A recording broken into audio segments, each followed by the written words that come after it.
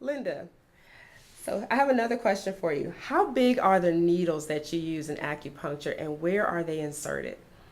The needles are really tiny gauge. I usually use a 34 gauge, and you compare that to a size of a needle for that they use for injection. That's like 27 gauge, and everything goes is backwards. So 32 is very very thin. I mean, a 34 is really thin, and then I also use a 36. That's even thinner.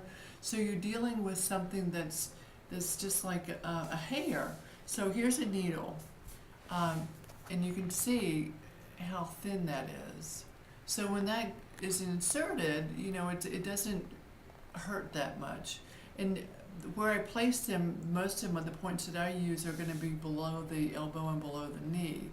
And the depth is what's the important thing about inserting a needle. So it depends on the part of the body. If it's around the ankle or the wrist, because you have so many bones there, they're only going in, just they're piercing the skin and maybe going in a quarter of an inch.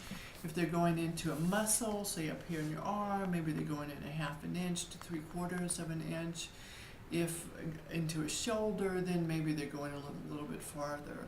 But it's more of a question also of where the pain receptors are. You have many more pain receptors in the hand and in the feet. So you're going to feel, though, the needle's more there compared to your elbow or your shoulder or your knee. So I hope that answers your question. Yes, thanks, Linda.